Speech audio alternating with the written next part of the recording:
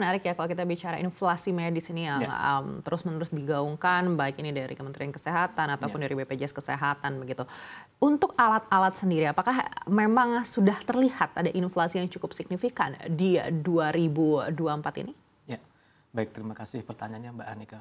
Jadi mungkin isu alat kesehatan ini sedang sangat hangat sekali beberapa bulan ini belakangan, apalagi ada informasi pendapat dari Pak Menteri Kesehatan bahwa alat kesehatan meningkat atau lebih tinggi dari negara tetangga 3 atau 4 kalinya. Nah, perlu kami sampaikan di sini bahwa asosiasi kami adalah Gakeslab Indonesia memiliki anggota produsen, distributor, konsultan yang terkait dengan industri alat kesehatan. Sehingga limitasi di sini adalah inflasi yang terkait dengan kenaikan harga alat kesehatan apabila memang ada kenaikan. Artinya dari sisi layanan kesehatan kepada pasien itu bukan merupakan domain kami. Sehingga yang kami jelaskan adalah dari sisi alat kesehatan. Sebagaimana kita ketahui bahwa landscape saat ini, kondisi alat kesehatan di Indonesia, beberapa tahun yang lalu, 4 atau 5 tahun yang lalu, mungkin 98%, 90% adalah impor, produk impor. Saat ini pangsa pasar produk dalam negeri sudah bisa mencapai 30-40% dibandingkan produk impor. Sehingga kebijakan terbaru dari Kementerian Kesehatan yang melakukan prioritas produk dalam negeri sangat berpengaruh banyak dapat menggerakkan, menurunkan angka ketergantungan kepada sektor alat kesehatan impor khususnya. Jadi kalau ditanya terkait dengan harga alat kesehatan itu sendiri, sebenarnya sudah banyak terreduce dengan kebijakan dari pemerintah ini sendiri yang memberikan prioritas kepada produk dalam negeri. Kita lihat kalau terkait dengan produk impor, terdapat pajak impor seperti biaya masuk impor, PPN dan PPh, dan itu memang menjadi hal yang tidak bisa dihindarkan oleh pengusaha. Namun demikian kami sudah bersepakat dan kami sudah banyak melakukan meeting dengan Kementerian Kesehatan bahwa kenaikan memang bukan terkait dengan perpajakan. Artinya kenaikan perpajakan tidak akan mempengaruhi sampai dengan 3 atau 4 kalinya harga alat kesehatan itu sendiri.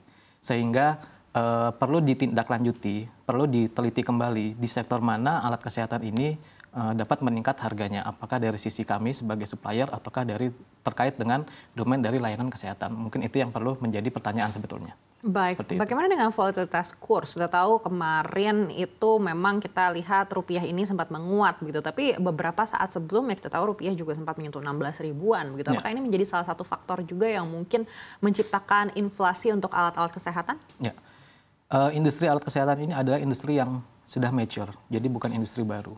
Sehingga dinamika perubahan volatilitas dari nilai kurs mata uang ini sebenarnya sudah banyak diantisipasi sebetulnya.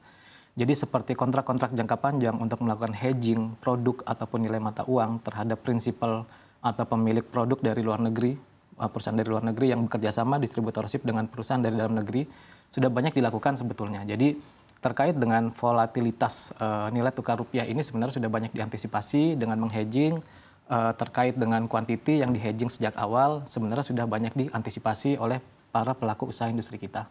Selain itu banyak juga efisiensi operasional yang dilakukan seperti peningkatan produktivitas untuk yang pabrikan, produsen, lalu efisiensi terkait dengan raw material yang mungkin mencari alternatif.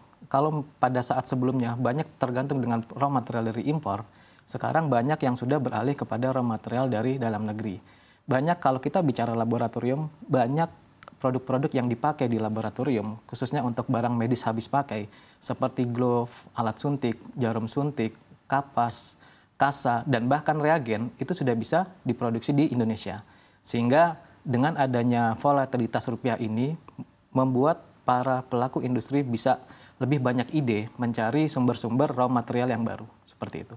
Baik, memang tidak bisa kita pungkiri sudah banyak tertolong dari kebijakan pemerintah yang mengutamakan produk-produk dalam negeri. Tapi tadi Bapak sampaikan juga sebenarnya untuk produk-produk apalagi teknologi terbaru ini masih membutuhkan barang-barang impor begitu. Mungkin boleh dijelaskan dari negara mana sih sebenarnya barang-barang ini berasal, impornya ini dari apakah dari Amerika Serikat ataukah dari China atau mungkin negara-negara lain yang juga mungkin mempengaruhi kenaikan harga di dalam negeri akhirnya. Ya, jadi alat-alat kesehatan memang kalau untuk teknologi menengah ke bawah itu sudah bisa banyak diproduksi di Indonesia. Namun untuk menengah ke atas itu memang masih banyak bergantung ke produk-produk impor seperti produk dari Amerika, dari Jerman ataupun dari China.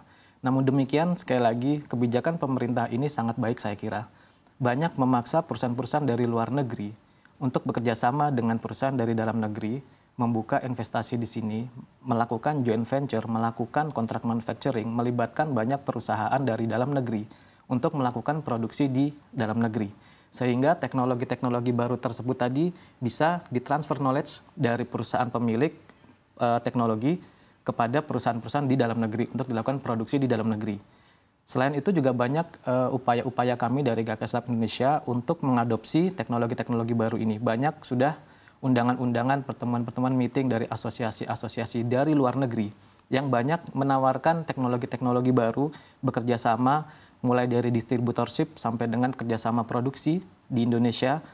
Itu tadi untuk dapat teknologi tadi dapat diadopsi ke Indonesia. Begitu. Jadi teknologi-teknologi tinggi tadi sudah banyak dilakukan, mulai banyak dilakukan produksi atau bahkan penelitian di dalam negeri. Begitu. Baik, apakah Gakas Lab memiliki catatan perbandingan harga alat kesehatan yang berada di Indonesia dibandingkan dengan di negara-negara tetangga? Kami sudah pernah menyampaikan dan kami sudah pernah banyak melakukan pertemuan dengan Kementerian Kesehatan. Anggota kami juga merupakan multinational company yang banyak juga multinasional besar, Big Five yang ada di Indonesia itu juga merupakan anggota kami. Sehingga perbandingan-perbandingan itu sudah kami sampaikan ke Kementerian Kesehatan. Jadi di situ bisa terlihat bahwa memang ada kenaikan atau perbedaan dengan negara tetangga. Tapi kami pastikan tidak sampai 3 atau 4 kalinya. Hal itu saya pikir wajar ya, karena perbedaan geografis tadi, yang mana kalau misalkan kita contoh negara Singapura, mungkin 30 menit sudah kita bisa bergerak dari ujung ke ujung. Namun kalau di Indonesia, itu membutuhkan berbagai moda transportasi yang dibutuhkan untuk distribusi alat kesehatan. Sehingga dibutuhkan beberapa tingkat distribusi, yang mana peran dari distributor ini sebenarnya yang tidak bisa kita lupakan juga.